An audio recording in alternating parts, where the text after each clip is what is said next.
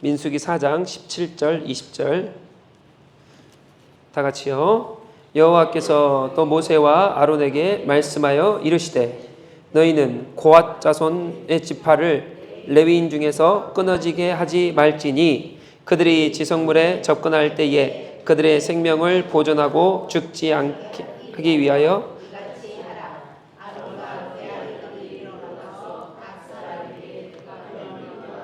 그가 맬 것을 지휘하게 할지니라. 그들은 잠시라도 들어가서 성소를 보지 말라. 그들이 죽으리라. 아멘. 네, 제가 지금 드린 핸드아웃 있으시죠? 저 한 장만 갖다 주세요. 저 한 장만 갖다 주십시오. 안 받으셨어요? 저기 제가 뒤에 갖다 놨습니다. 네, 혹시 안 받으신 분들은 네, 감사합니다.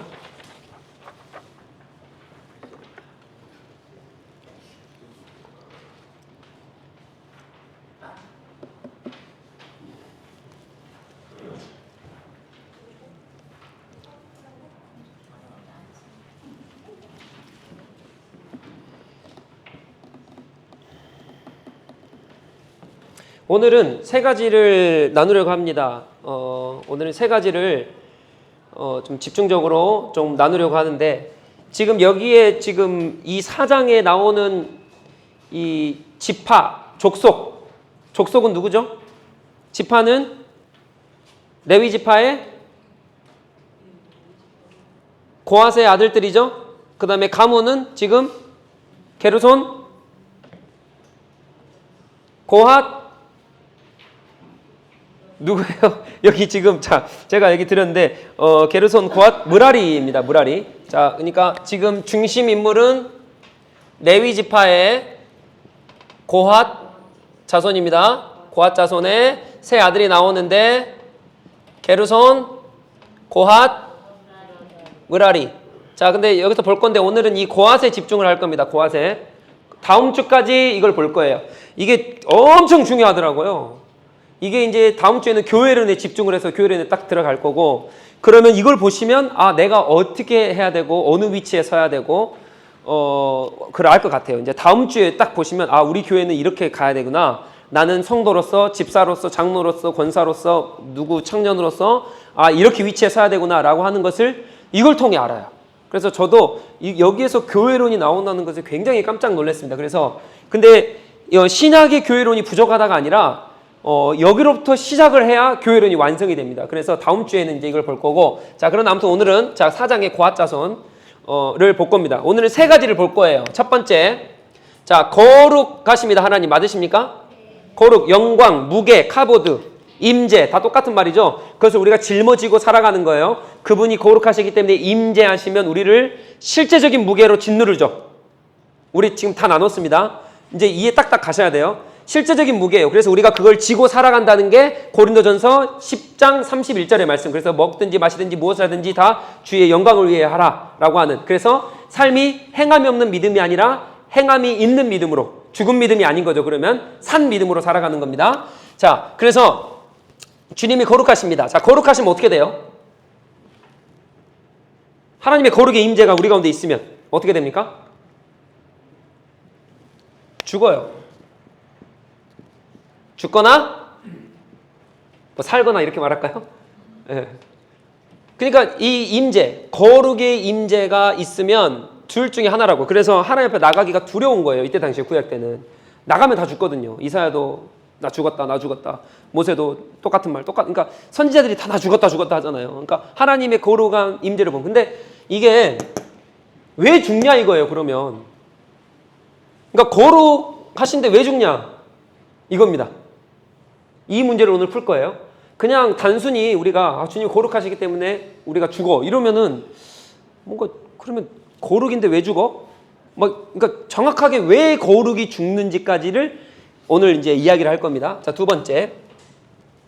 오늘 뭐를 이야기할 거냐?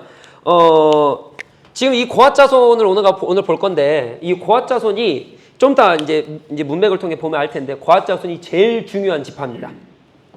이제 고핫 자손 중요한 지파예요. 자, 그러면 중요한 지파면 이런 걸 좀 물어보고 싶은 거예요. 하나님 앞에. 하나님이 선택 기준이 뭡니까, 그러면?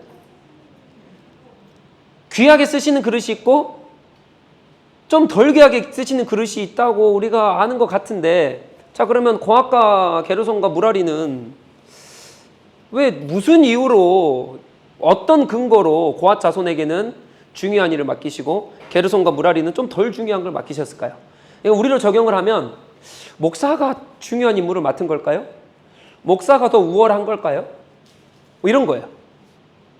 뭐 장로님이 더 우월합니까? 그럼 성도는 우월하지 않습니까? 그러니까 뭐죠? 그럼 막무가내로 우리가 아닙니다. 뭐 그런 게 어디 있습니까? 하나님 안에서. 근거가 뭐냐고요, 그러면. 근거가. 도대체 그 근거가 뭡니까? 그 순위가 정해져 우리 순위 정해져 있습니까, 교회는? 안 정해져 있죠? 그럼 그 근거가 뭐냐고요? 근데 오늘 본문에 보면 꼭 고앗 자손이 근거가 있는 것처럼, 뭔가 이유가 있는 것처럼 중요한 임무를 딱 첫 번째로 맡았어요. 그래서 뭔가 우월함의 상징으로 고앗 자손이 딱 등장을 합니다. 근데 그러면 그런 구절인가? 그렇지 않다는 거죠. 그래서 오늘 그거 볼 거예요. 자, 우월성 이걸 볼 거고, 세 번째로는 하나님의 거룩하심 죽습니다. 자, 그러면 제가 질문할게요. 그래서 이걸 볼 건데, 그러면 하나님의 마음은 우리를 죽이려고 하시는 걸까요? 아니면 살리려고 하시는 걸까요? 왜요? 하나님이시니까요? 하나님 영광 받으셔야 되니까요? 왜 살리려고 그러면 하나님의 영광 때문에 사람을 죽이기도 하시는데요? 그러니까 왜 하나님의 도대체 마음은 무엇이냐? 오늘 고앗 자손에게 사장을 보면요, 죽지 않기 위해서 이렇게 해라, 이렇게 해라, 너 이렇게 하면 죽어가 계속 나와요.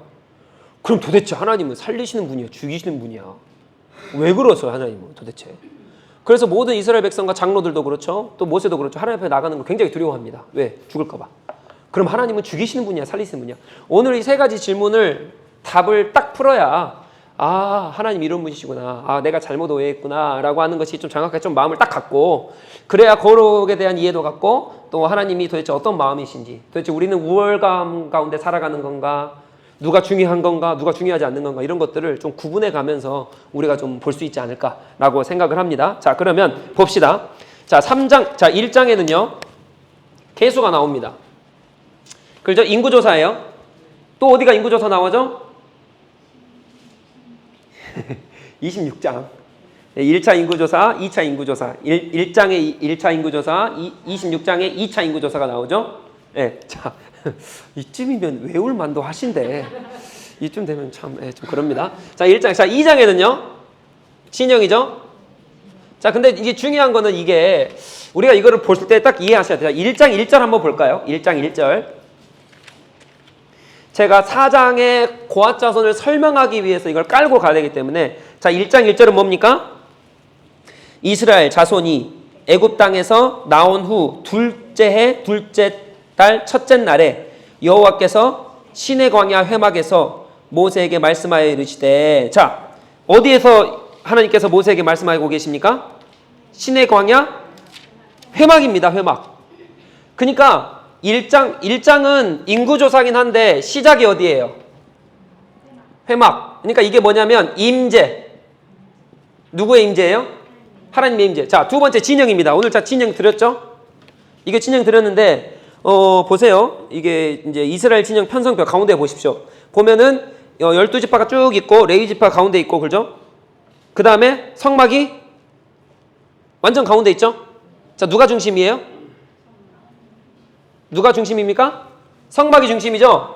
자, 성막. 회막이죠? 자, 이거 뭐예요? 임재예요, 임재. 하나님의 임재로 시작합니다.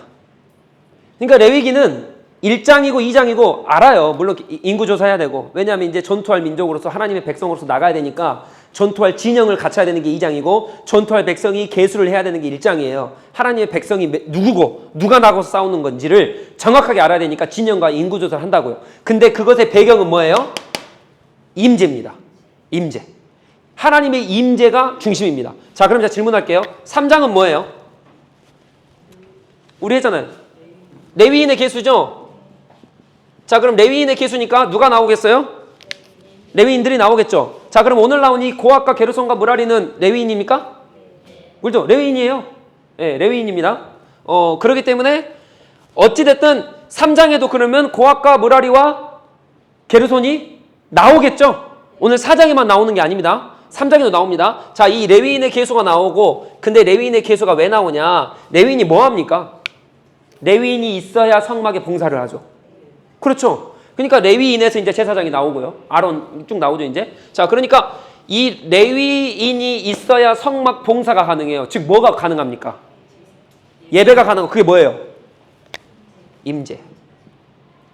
그러니까 임재 선상이라고요, 지금 계속. 자, 4장은요. 그래서 이 레위인들에 관한 실제적인 누가 뭐를 하고 뭐를 맡았고를 얘기합니다. 3장에는 우리 지난 시간에 보셨잖아요. 속전, 대속. 그래서 온 세상의 이스라엘 백성이 뭐예요? 장자고, 이스라엘 백성 중에 장자고, 장자 중에 레위인이고, 그죠? 이제 이 레위인들이 대제사장, 그 다음에 우리가 이제 제사장 역할을 하고 대제사장 대신 예수 그리스도가 대속을 하신잖아요. 그죠? 그래서 이제 그 대속을 받다면 이 대속을 이루어야 하나님께서 임재하시죠. 근데 여기에서는 이 레위 사람들이, 4장에서는 레위 사람들이 하는 일입니다. 왜? 뭐를 위해서요? 임재를 위해서예요. 그러니까 1장부터 4장까지는 계속 임재만. 그러니까 민수기는요, 민수기 첫 시작은 하나님의 임재를 위한 발판을 까는 거예요. 그래서 진영이 필요하고 하나님께서 임재하시고, 그래서 레위인이 필요합니다. 그래서 이제 5장부터는요, 계명들이 쭉 나와요. 계명을 지켜야지 정결해야 하나님 임재하실 거 아니에요. 맞죠? 내가 죄를 범하면 하나님 임재 안 하시죠? 내가 죄를 범하지 않고 정결해야 하나님께서 임재하시기 때문에 정결이 5장부터 쭉쭉쭉 나오고, 마지막 9장에는 뭐가 나옵니까? 이제 6월절을 지키는 게 예배. 그때가 딱 이제 등장을 해요. 이해가 되셨죠? 그리고 10장에는 이제 신의 산 출발 해가지고 어디로 갑니까? 적각거리 흐름 땅으로 가죠. 가다가 가데스 바네아에서 불순종해가지고 어떻게 합니까? 이제 40년 동안 이제 쭉 돌죠. 근데 거기서 들어갔으면 되는데. 자, 지금 다들 괜찮으시죠? 제가 지금 한 말 또 하고 한 말 또 하고 한 것들 이제 머리에 딱 그려오시죠? 자, 그래서 이게 임재라고, 임재. 계속 임재입니다. 그러면 이 3장과 4장은 레위인에 대한 건데, 이 레위인에 다 게르손과 고핫과 므라리가 나옵니다. 근데 3장과 4장은 게르손과 고핫과 므라리가 달라요. 순서도 다르고요. 그럼 볼까요? 자, 3장 가봅시다. 자, 체크하면서 오십시오. 자, 3장 15절입니다. 레위 자손은 그들의 조상의 가문과 종족을 따라 계수하되 1개월 이상 된 남자를 다 계수합니다. 그래서 이제 모세가 16절에 여호와의 명령하실 대로 다 말합니다. 자, 그러면 17절에 누가 나옵니까? 그 이름들은 누구예요? 게르손과 고핫과 므라리입니다. 자, 게르손과 고핫과 므라리. 이 므라리인데, 그래서 21절로 가볼까요? 첫 번째 아들이에요. 누구예요? 게르손입니다. 왜 첫 번째 아들인 걸 아냐면 창세기 46장 11절에 보면 나와요. 창세기 적어 놓으십시오. 41장 16절. 자, 아니 46장 11절. 창세기 46장 11절에 보면 이 누가 먼저 태어났고 누가 장자고 누가 차장, 이게 딱 나오거든요. 그게 첫 번째가 게르손입니다. 그러니까 게르손이 장남이죠. 자, 게르손을 얘기합니다. 여기서 뭐라 그럽니까? 1년 된 22절에 1개월 이상 된 남자는 다 계수해야 됩니다. 왜요? 뭐에 집중해 있습니까? 대속입니다. 대속. 그러니까 그러니까 딱 태어나자마자 1개월 된 이상은 다 계수를 해야 돼요. 그래야 몇 명이 대속되고 몇 명이 대속되지 않는지. 그렇죠? 근데 원래 이스라엘은 몇 살부터 계수합니까? 어린아이 빼고, 여인 빼고, 이 남자 20살 이상부터잖아요. 그러니까 전쟁에 나갈 만한 그 계수죠. 1장에서는. 3장에서는 대속할 수 있는 사람의 그 개수죠. 이해가 됩니까? 이해가 딱 되시죠? 자, 근데 4장에서는 개수가 또 바뀌어요. 그래서 제가 이거 짚는 겁니다. 다시 한번요. 여기는 전쟁이 나가야 돼요. 그래서 이스라엘 백성이 전쟁 나갈 만한 20살 이상 힘 있는 남자를 계수하는 거예요. 근데 여기서는 대속이에요. 대속. 그러니까 이게 장자를 대표해야 되기 때문에 조금이라도 빼면 안 되잖아요. 그러니까 한마디로 말해서 딱 채워져야 될 거 아니에요. 그러니까 1개월 이상부터 딱 채우는 거예요. 그래서 계수를 합니다. 자, 그래서 이 게르손은 23절에 서쪽에 진을 칩니다. 그러니까 이렇게 되는 거예요. 이제 2장에서 진을 쳤는데 어떻게 쳤냐면은 성막이 이렇게 있죠. 성막이 있고요. 12지파가 3지파씩 이렇게 있어요. 이렇게 여기 보시면 차트 드렸죠. 그래서 어디로 흘러갑니까? 서에서 동으로 갑니다. 나중에 이제 역사서가 선지서 가잖아요. 그럼 이사야 때도 그렇고 뭐 에스겔 보면은 이게 성막이 여기 있는데 문이 하나밖에 없다고요. 우리 했거든요, 이거. 우리 이거 레위기 할 때 한번 했습니다. 성막이 동쪽 하나밖에 없어요. 그러니까 동쪽으로 갑니다. 서에서 동. 서에서 동으로. 그래서 하나님께서 어디로 들어오시냐면 동에서 들어와서 뭐 이렇게 나간다 뭐 이렇게 표현이 돼요. 나중에 보면. 그래서 이 진영으로 이렇게 흘러가거든요. 진영도 이렇게 짜고 이렇게 흘러갑니다. 자, 근데 여기서 서편에 이 성막의 서편에 누가 서 있어요? 게르손입니다. 자, 계속 가볼까요? 자, 고앗입니다. 고앗. 고앗에게는 아므람 종족 쭉 있는데, 자, 여기 28절에도 1개월 이상이죠. 1개월 이상이에요. 왜냐하면 대속 기준이니까요. 자, 3장입니다. 여기. 자, 29절에 성막 남쪽입니다. 자, 고앗은 차납이죠. 차남. 그러니까 여기 첫째 아들, 둘째 아들, 이제 셋째 아들 나오겠죠. 자, 셋째 아들 봅시다. 자, 33절에 무라리입니다. 무라리가 나오는데 34절에 1개월 이상입니다. 35절에 성막 북쪽입니다. 얘는 셋째 아들이죠. 그러니까 첫째 아들과 둘째 아들, 셋째 아들이 이렇게 배치를 하는 거예요. 자, 그럼 동쪽에는 누가 배치합니까? 여기는 모세, 아론, 그리고 아론의 아들들. 그렇죠. 이제 제사장 아론의 아들들이 딱 쓰겠죠. 자, 그래서 최고로 이 애들이 지금 레위인들이에요. 다 레위인들. 레위인들인데 동쪽 문 쪽에는 누가 서냐? 모세와 아론의 그 대제사장 그 아들들이 여기에 딱 쓰는 거예요. 자, 이렇게 쓰는 이유가 뭐예요? 성막 중심 뭐라고요? 임재입니다. 임재에서 그냥 아무나 나오면 됩니까? 안 됩니까? 다 죽어요. 그러니까 이것을 감싸고 있는 게 누구예요? 거룩한 레위인이라고요. 다음 주에 볼 거예요. 레위인이 타락하면 그래서 사사기 때부터 그래서 타락해요. 여호수아가 죽어요. 사사기 때는 여호수아가 죽음으로 시작되잖아요. 사랑하는 성도 여러분, 여호수아가 죽어서 타락한 게 아니라요. 레위인이 타락해서 타락한 거예요. 이 레위인이 맡고 있는 담을 헐어버리잖아요. 큰일 나요. 다 죽습니다. 그러니까 레위인의 타락이 이제 다음 주에 볼 거예요. 이게 이제 교회론으로 이어지거든요. 다음 주에 자세하게 볼 건데, 자, 아무튼 이렇게 진을 치고 나갑니다. 자, 여기 유다 유다 이사갈 딱 나오거든요. 그래서 이런 딱 12지파가 이렇게 딱 출발을 해요. 출발을 하고 이제 여기에 레위인들이 성막을 회막이죠. 성막을 중심으로. 자, 그래서 여기서 첫 번째로 등장하는 건 첫째, 둘째, 셋째 이렇게 등장을 해요. 그래서 얘들이 하는 일이 다 달라요. 이제 제가 설명은 안 했지만 고앗은 뭐를 하냐? 여기 차트 이거 보여드린 거 여기 보시면 성막이 이렇게 있잖아요. 첫 번째 그림 보시면. 그리고 무라리가 위에 있고 고앗이 남쪽에 있고 게르손이 서쪽에 있죠. 그리고 지성소가 있고 성소가 있고, 지성소의 안에 있는 모든 물건을 고앗이 다 관리를 합니다. 이 말은 무슨 말이냐? 그냥 이 교회당에 예를 들어서 우리로 따지면 여기 뭐 십자가, 뭐 성찬할 때 성찬 기구, 뭐 마이크 이런 성물들 있잖아요. 이거를 다 고앗이 하는 거예요. 자, 그럼 이 말은 무슨 말이냐? 자, 하나님께서 나중에 불기둥과 구름기둥으로 인도하시죠. 40년 동안.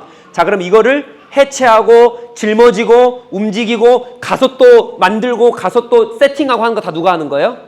이 고앗 자손이 하는 거예요. 자, 게르손 자손은 뭐 합니까? 게르손 자손은 또 좀 틀려요.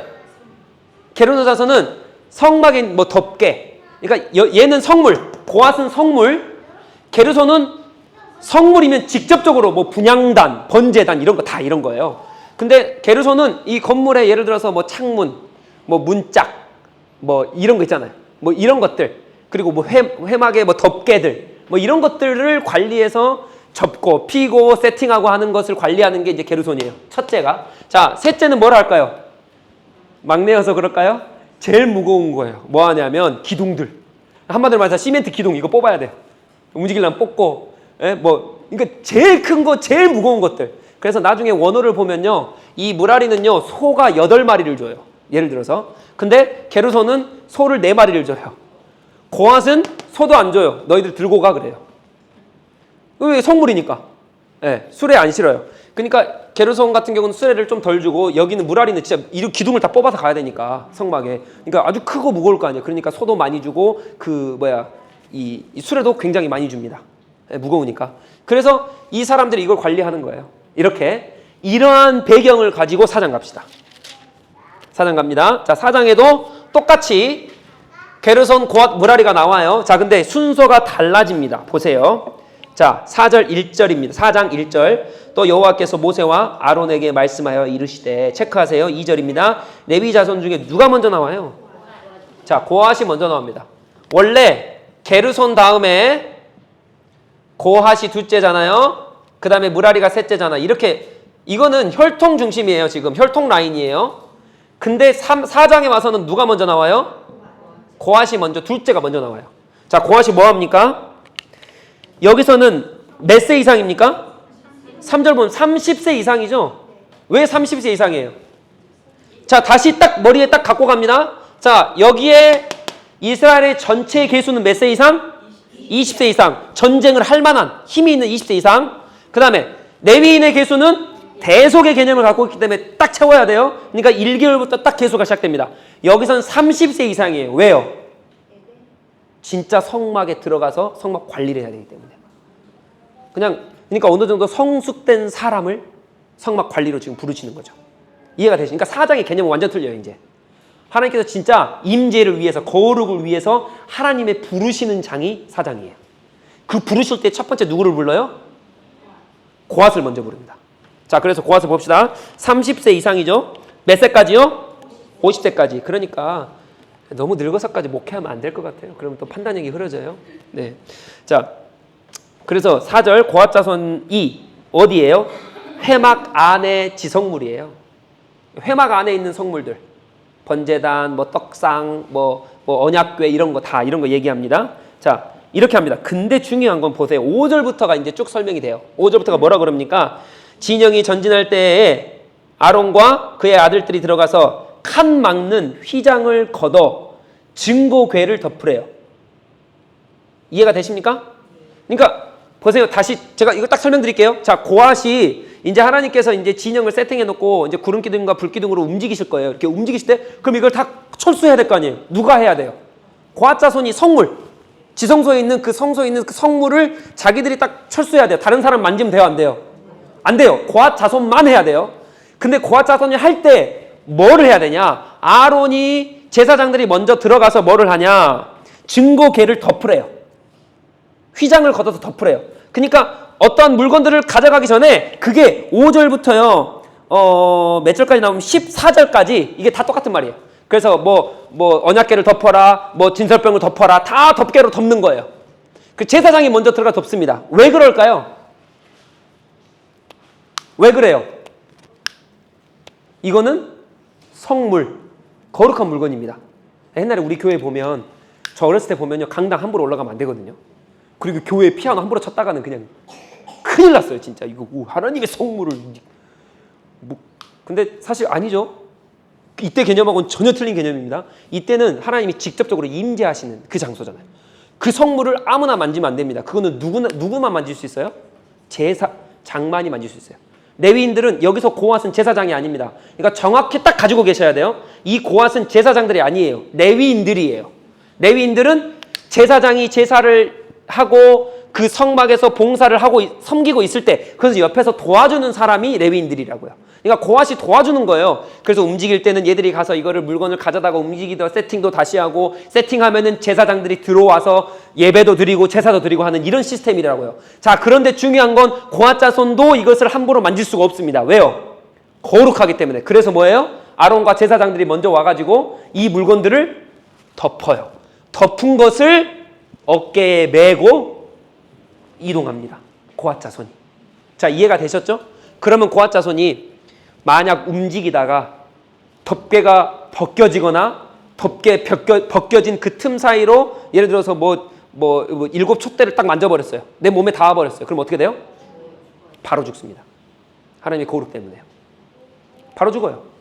그러니까 이 아론 제사장들이 들어가서 이것을 잘 잘 덮어놓는 게 굉장히 중요해요. 이거 고핫 자손이 레위인이지만 가서 들어가서 눈으로 보지도 못해요. 여러분 아십니까? 대제사장도요 1년에 한 번 지성소안으로 들어가요. 근데 눈 뜨고 반드시 서서 들어간지 아십니까? 아니요. 향 피워놓고요 옆으로 서가지고 안 보고 향을 펴요.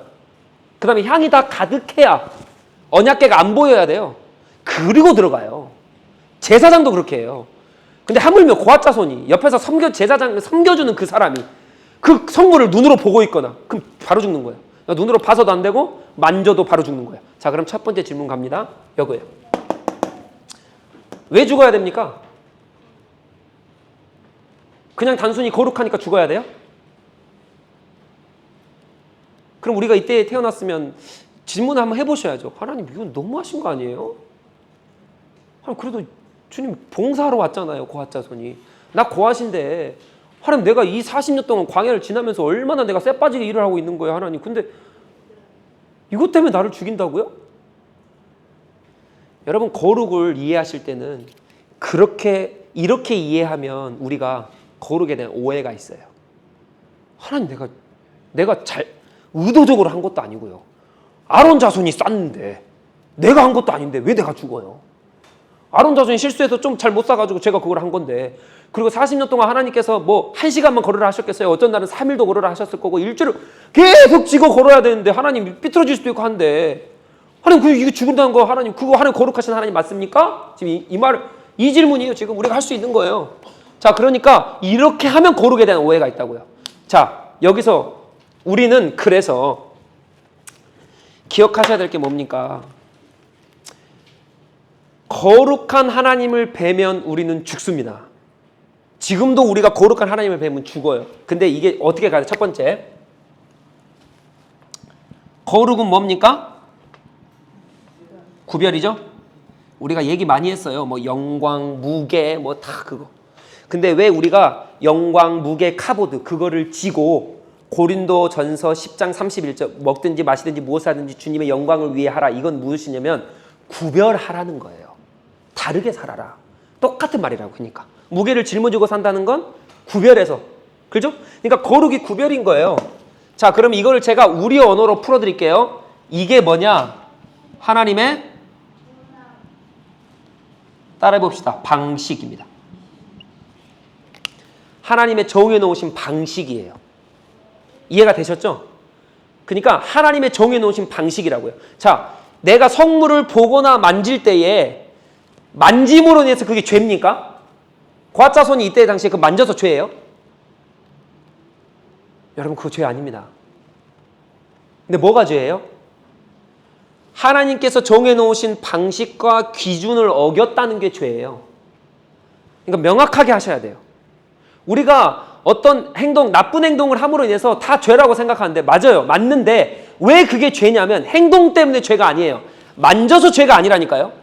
봐서 죄가 아니에요. 거룩한 거 봐서, 거룩한 거 만져서 내가 어떤 행동을 해서 죄가 아니라 하나님께서 정해놓으신 기준과 방법이 있는데 그 방법을 어겼기 때문에 죄예요. 그러니까 죽는 거예요. 여러분 사과 따먹는 게 사과가 아니라 그 중앙에 열매 따먹는 게 뭐가 죄입니까? 따먹을 수도 있죠. 예를 들어서 막말로 에덴 동산 다 죽어버렸어요. 모든 게 아무것도 없습니다. 중앙에 딱 그것만 남았어요. 그럼 이거 먹어야 되겠죠. 먹는 게 뭐가 죄예요. 그러나 우리는 목숨 걸고 이거 먹으면 안 돼요. 왜요? 하나님께서 정해놓으신 방법은 이걸 먹지 말아야 해요. 그러니까 이걸로 우리는 죄와 죄가 아닌 것을 구분을 합니다. 이게 하나님의 거룩이에요. 하나님의 방식대로 한다는 것은 그래서 하나님의 방식대로만 할 때에 하나님의 거룩하심을 나타내는 거고 우리가 죄를 안 짓고 살아갈 수가 있는 거예요. 그래서 하나님의 방식이 뭐냐? 오늘 4장 5절부터 14절까지 나온 거 그걸 덮어야 돼요. 무라리 자손이 실수로 그것을 잠깐 한 3일 동안 걷다가 잠깐 이게 덮개를 빗나가가지고 성물이 딱 닿을 수 있어요. 근데 하나님의 방식은 뭐냐? 성물이 닿는 순간 죽는 거라고요. 닿는 게 죄가 아니라 성물을 온전히 덮어야지만 하는 그 방식이 하나님 방식이라고요. 이 방식을 어기는 순간 죽는 거예요. 그러니까 여기에 대한 경각심을 가지고 우리는 살아갑니다. 이해가 되셨죠? 그래서 우리가 물어볼 수 있어요. 하나님 거룩하신데 알겠어요. 근데 이게 하나님의 방식입니다. 반문하거나 또 여기에 대한 오해가 될 수도 있겠지만 하나님의 방식에 대해서 잊지 마십시오. 자, 그래서 조금 더 나가볼게요. 자, 오직 그래서 우리는 하나님의 방식으로만 살아가는데 제가 칼빈의 말을 인용할게요. 잘 들어주십시오. 하나님의 명령이 있는 곳에 인간의 선한 의도조차 무지와 교만이 될 수 있다. 다시 한번요. 정말 중요한 말이니까 잘 들어주십시오. 우리는 지금 오직 하나님의 방식으로만 산다는 거예요. 그 방식을 어겼을 땐 다 죽는 거예요. 자, 봅시다. 칼빈이 이렇게 말합니다. 하나님의 명령이 있는 곳. 하나님의 명령이 있는 곳이에요. 이 있는 곳에는 인간의 선한 의도조차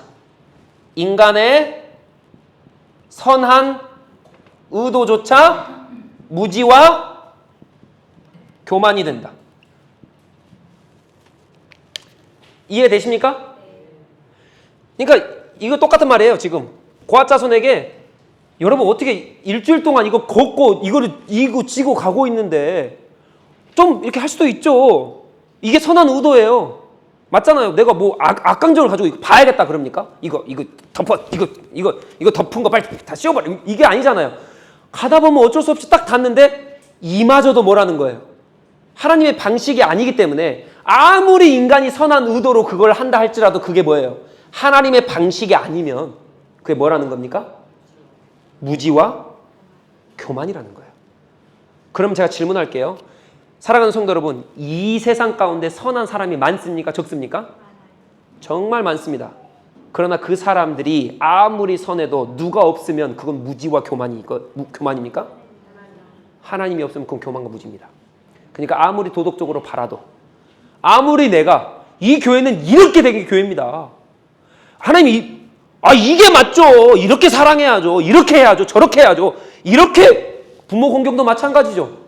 세상 사람들이 그러니까 이게 공경이죠. 이게 우리가 유교적으로 하는 거잖아요. 부모 공경이 이렇게 하는 거죠. 아무리 선한 의도로 얘기를 해도 만약 그게 하나님의 방법이 아니잖아요. 그럼 인간의 교만이고 인간의 무지고 죽는 거예요. 이게 거룩이라는 거예요. 그래서 죽는 거예요. 그래서 오직 우리는 하나님의 방법만입니다. 그래서 오늘 첫 번째 고아자손은 그래서 절대 성물을 싼 그 휘장들을 이 싼 것들을 절대 벗겨서도 안 되고 몸에 닿아서도 절대 안 돼요. 어떤 일이 있어도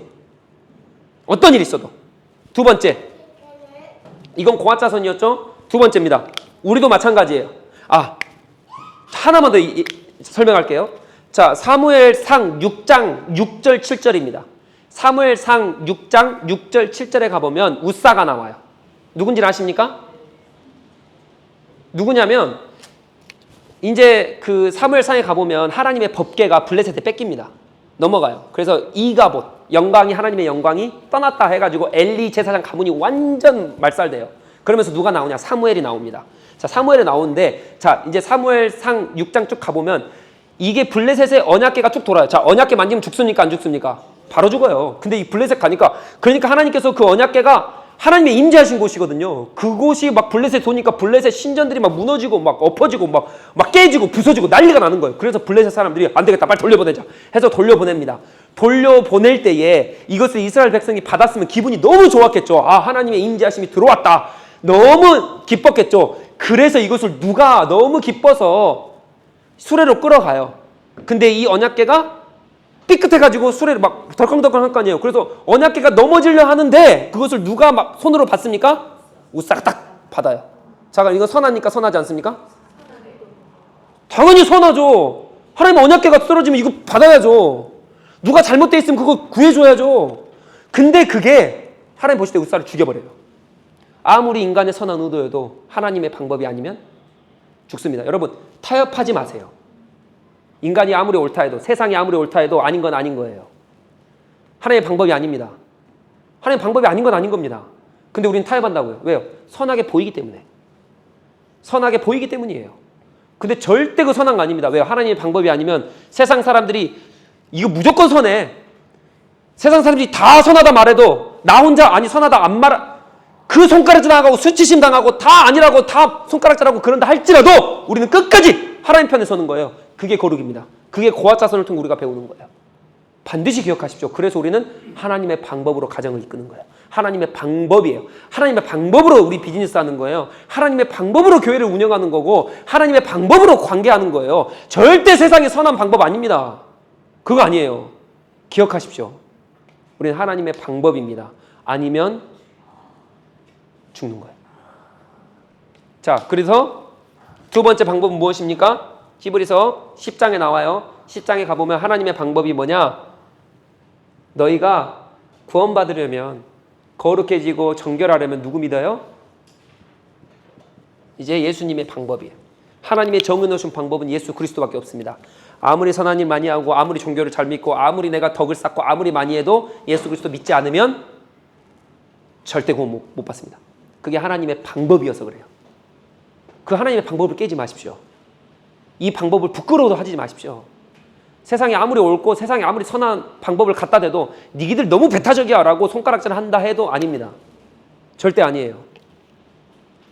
동성애는 죄입니다. 맞죠? 제가 어제 예를 듣는 겁니다. 어제 목동 목사님 예를 듣는데 아주 동성애를 잘 포장하더라고요. 그러면서 동성애도 죄지만 뭐 이렇게 하면서 막 포장을 해요. 아니요, 동성애는 죄입니다. 그게 끝이에요. 하나님 방법이에요. 그게 뭐를 더 갖다 붙여요 우리가? 뭐 기준이 뭐예요? 우리는 하나님의 율법의 말씀 이거지. 뭐 세상에 아름다움이 없네. 너희는 배타적이네. 너희는 가진 이유를 다 갖다 붙여요. 그럼 이들을 돌보지 말아야 되냐? 제가 언제 돌보지 말아야 했습니까? 하나님 죄라 했으면 그거 죄인 거예요. 그게 하나님 방법이에요. 그 어떤 것도요. 아닌 건 아닌 거예요. 타협하지 마십시오. 그게 고아 자손을 보여주면서 우리에게 첫 번째 거룩 다 죽는 겁니다. 이거를 우리에게 말씀해 주시는 거예요. 자, 두 번째. 자, 그러면 제가 말씀드렸잖아요. 지금 이 고앗이 3장에서는 이제 게르손 고앗 무라리로 나온단 말이에요. 어떻게 보면 이게 족보대로 그죠? 그 계열대 그러니까 장자 차남 이렇게 셋째 이렇게 나왔는데 여기서는 바뀌어요. 4장에서는 고앗이 위로 올라간다고요. 왜요? 맡은 게 다르니까요. 고앗이 뭐 맡았어요? 성물. 나머지 사람들은요? 성막에 있는 마지막 막내는요? 아주 무거운 거. 그러니까 제일로 보잘것없는 거. 여러분 생각해 보세요. 여러분 여기서 다 무너지면 뭐부터 챙기실 거예요? 아무것도 안 챙기거나 나갈 겁니까 그냥? 네, 들고 갈 수 있는 거 챙기겠죠. 자, 여기서 우리 예를 들어서 에어컨 드시겠어요? 에어컨 별로 안 중요합니다. 그렇죠? 우리가 딱 10초가 있어요. 10초 후에 여기 무너집니다. 뭐부터 딱 챙기시겠어요? 보통 성경책 아니 안 그러실지라도 그렇게 말해 주셔야죠. 성경책 챙기고 제일 중요한 거. 그렇죠? 아이고 전혀 공감 못 하시죠? 자, 십자가 있으면 십자가 지고. 그러니까 제일 중요한 거 있잖아요. 할렐루야. 주야. 뭐 다 안 중요한데 우선 나 살고 봐야 되는데 고앗 자손이 이스라엘 백성이 성막을 생각해 보시라고요. 성막이 무너지는데 뭐부터 챙기시겠어요? 가가지고 언약궤 먼저 챙겨야죠. 언약궤 안에 뭐가 있어요? 십계명이 있고 쌍난 지팡이 있고 이게 제일 중요하죠. 그 휘장이 무너지고 있는데 휘장 챙겨야 돼. 그런 사람 어디 있습니까? 기둥 챙겨야 돼. 이런 사람 어디 있어요? 언약궤 먼저 챙겨야죠. 그러니까 언약궤가 제일 중요하게 우린 여긴다고요. 이 기둥들은요 무너지건 말건 어차피 시멘트 다시 바르면 돼. 괜찮아. 그러니까 뭐냐면 우리는 이것을 은연중에 1등 고아 제일 중요한 일, 게르손 제일 그 다음에 중요한 일, 무라리 제일 하찮은 일, 막 이렇게 나눈다고요. 목사가 제일 중요한 일, 그 다음에 장로님, 그 다음에 좀 안수 집사님 이렇게 나눈다고요. 이렇게 우리 은연중에 다 그게 있습니다. 근데 그러지 않습니다. 여러분 그랬으면요, 예수님 하신 말씀 아시잖아요. 제일 잘난 사람 예뻐했습니까? 제일 잘난 사람을 여러분 죄인 중에 죄인을 찾아가셨고 어린이들만 골라서 찾아가셨고 창녀만 골라서 찾아가셨고 귀신 들린 자 병든 자만 골라서 찾아가신 분이에요. 말씀 한 구절 볼까요? 우리 고린도전서 12장입니다. 고린도전서 12장. 고린도전서 12장 22절로 24절입니다. 마크에 놓으십시오. 자, 그뿐 아니라 더 약하게 보이는 몸의 지체가 도리어 요긴하고. 와, 놀랍지 않습니까? 자, 우리는 보통 강한 사람 씁니까? 중요한 사람 씁니까? 높은 사람 씁니까? 돈 많고 능력 있는 사람 씁니까? 아니면 하찮고 보잘것없고 돈 많이 없는 그런 사람에게 더 마음을 더 이렇게 쏟고 계십니까? 우리는 어때요? 은연중에 능력 있는 사람, 은연중에 잘난 사람, 은연중에 중요한 일 맡은 사람, 이 사람을 막 떠받들고 은연중에 그런다고요. 은연중에. 근데 고린도후서에 전서에 딱 나와 12장 22절 그뿐 아니라 더 약하게 보이는 몸의 지체가 도리어 뭐라고요? 이게 하늘나라의 방식이에요. 방식이라고. 자, 23절 우리가 몸에 덜 귀히 여기는 그것들을 더욱 귀한 것들로 입혀주며 할렐루야. 이게 하늘의 방식이라고요. 근데 왜 우리는 자꾸 이 고아자손만 보죠?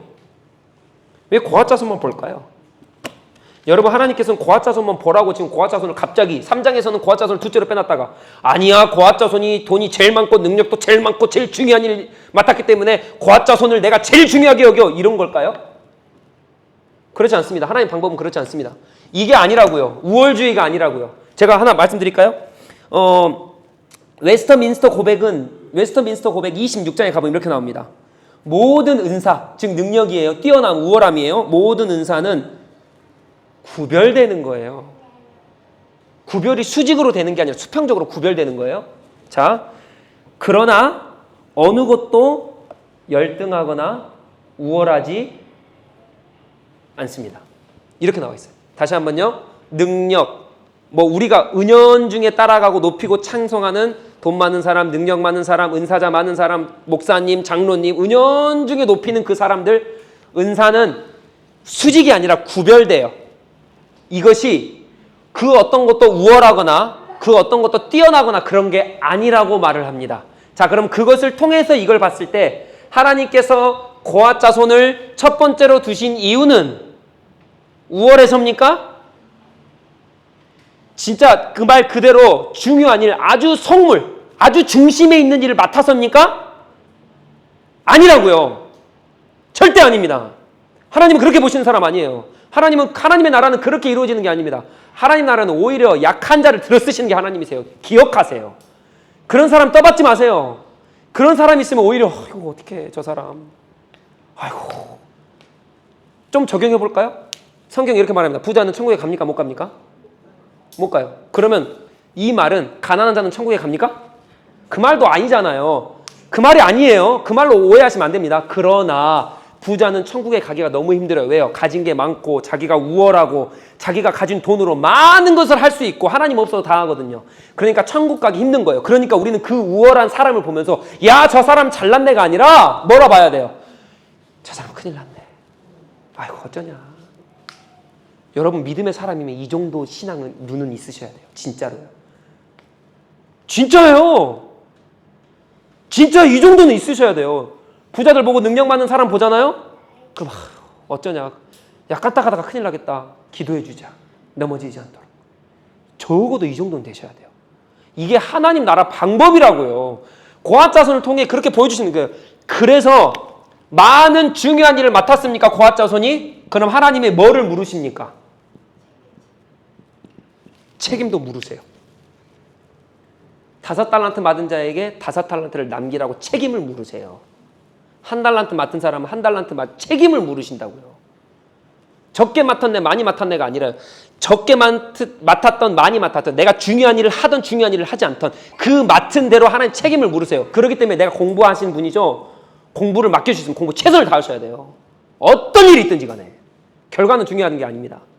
근데 우리는 꼭 결과로 승부를 봐요. 저 사람 돈 많이 벌었네, 중요한 사람. 뭐예요? 결과예요. 아, 저 사람 중요한 사람이네. 결과예요. 하나님은요, 마음을 감찰하시고요.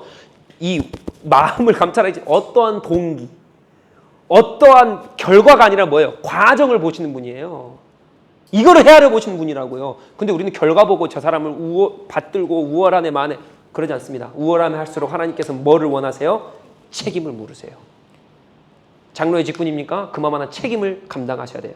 목사의 직분입니까? 제가 그만큼 책임을 감당해야 됩니다. 안수 집사십니까? 책임을 감당하십시오. 구별됩니다. 우월한 게 아닙니다. 책임을 감당하셔야 돼요. 그것을 주님께서 지금 이거 말하시는 거예요. 여러분 고아자손이 얼마나 힘들겠어요. 얘는 수레도 없다니까요.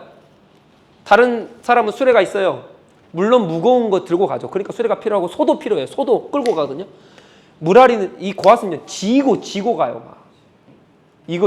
그리고 이거 죽습니다. 고아자손은 이거 만졌다가 진짜 책임을 물으세요. 중요한 일인 만큼 책임을 물으신다고요. 우월한 게 아닙니다. 이게 하나님의 나라예요. 그래서 고린도전서 이 12장의 말씀, 오히려 약한 게 더 요긴하다. 하나님의 약한 것을 더 아름다운 옷으로 입히신다.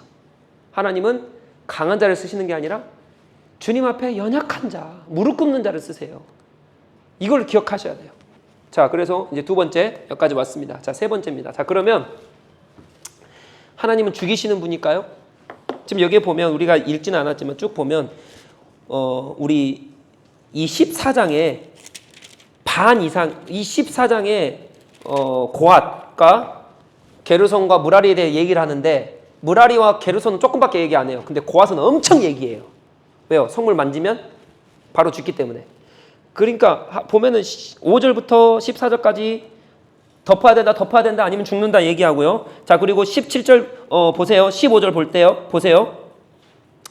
15절 쭉 하면서 17절 보세요. 여호와께서 또 모세와 아론에게 또 말씀하여 이르십니다. 너희는 고앗 족속의 지파를 레위인 중에서 끊어지게 하지 말라. 그들이 그렇게 하면 어떻게 된다? 죽는다. 그러니까 고앗 자손을 계속 말씀하십니다. 고앗 자손 그거 만지면 죽는다, 만지면 죽는다 계속 얘기하세요. 그러면 우리가 질문을 가져야죠. 아, 하나님은 죽이시는 분이야?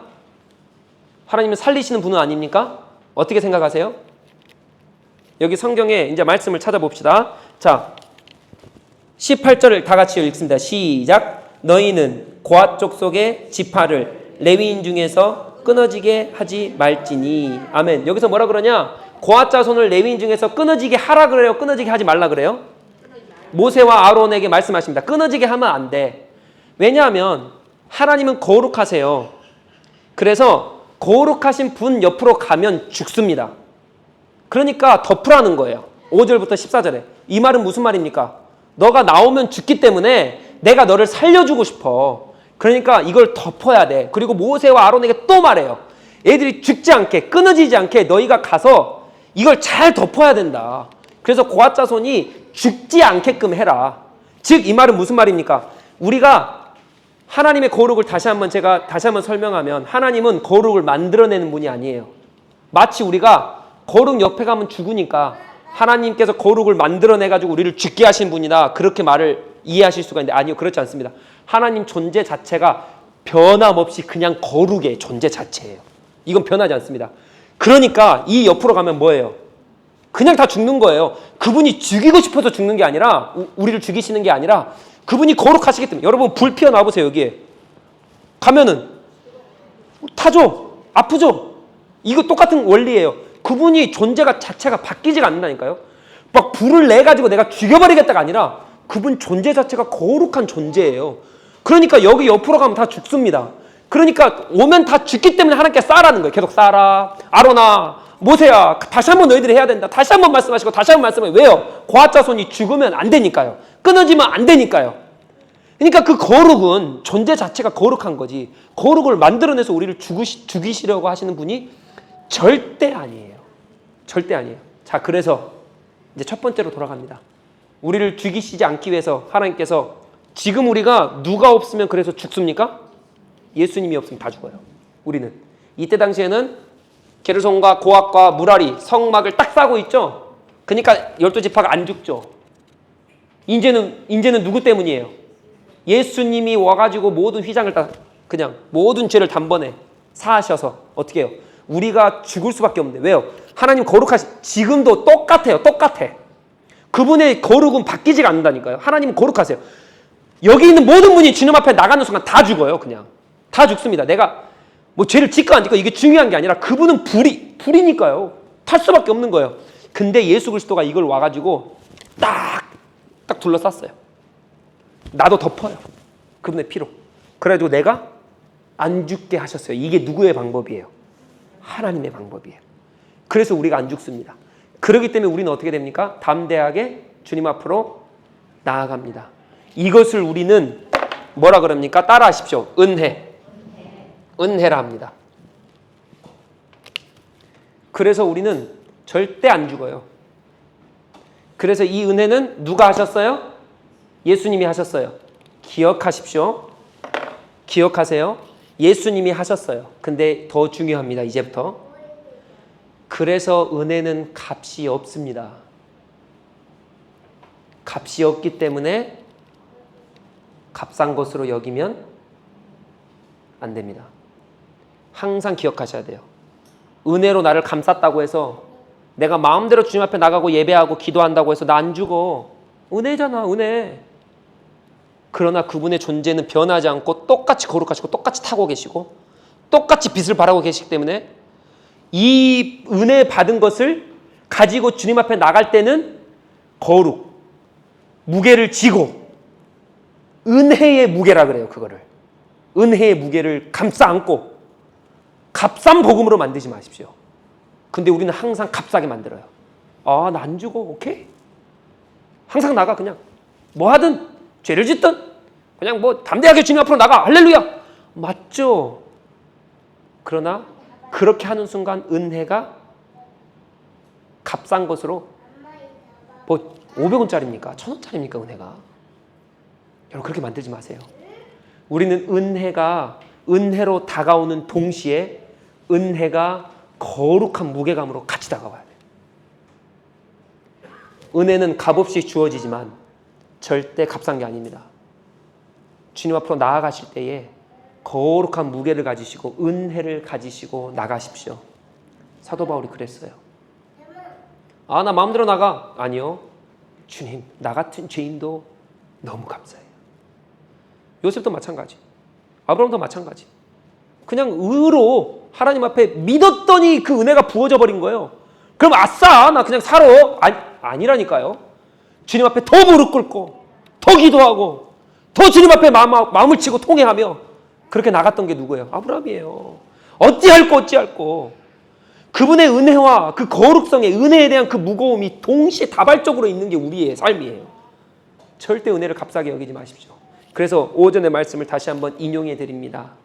은혜는 그래서 감격과 감동으로만 끝나면 그거는 은혜가 아니에요. 무게를 지셔야 돼요. 뭐예요?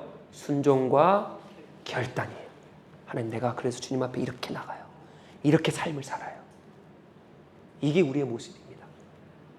그래서 이 고아자손을 보면서 우리가 그렇게 볼 수 있는 겁니다. 이제 다음 주에는 이 고아자손과 이 레위인들을 보면서 그럼 이게 어떻게 교회까지 우리의 지체까지 이제 이게 딱 정해지시면 아, 내가 교회로서 어떤 행위를 해야 되구나, 교회가 이런 곳이구나를 명확하게 딱 잡고 있으실 거예요. 그래서 자, 오늘은 이 세 가지 정리했습니다. 거룩하면 다 죽습니다. 이해하셨죠? 중요한 자, 우월한 자 그거 아닙니다. 하나님께서 말씀하셨어요. 그리고 하나님은 주기를 하시는 분입니까? 아니요, 살리시는 분입니다. 그러나 살리시는 분 앞에 은혜 받은 우리가 나아갈 때 은혜를 값싸게 여기거나 아무것도 아닌 것으로 여기면 절대 안 된다. 절대 안 된다. 네, 꼭 기억하십시오. 하나님의 방식으로 우리는 죽지 않아요. 예수 그리스도가 다 죽었기 때문에. 그러니까 때때로, 아니요, 때때로가 아니라 거의 대부분의 우리 삶은 그 은혜를 값싸게 여겨버려요. 절대 그러지 마십시오. 오히려 이때가 더 나았을 것 같아요. 아예 거룩하신 하나님 앞에 죽어버렸으면 아, 조심해야겠구나. 아, 나를 살려주셔서 감사하구나. 이렇게 나갈 텐데 지금 시대는 은혜가 너무 값싸요. 그러지 마십시오. 우리 그러지 않기를 축복합니다. 우리 기도합시다. 오늘 이 세 가지 말씀을 좀 기억하시면서 하나님, 맞습니다. 주님의 왕 되시기 때문에 우리가 고아자손과 이 레위 자손을 보면서 하나님, 우리가 그렇게 나가길 원합니다. 주님 함께하여 주시옵소서. 주님 은혜를 베풀어 주시옵소서.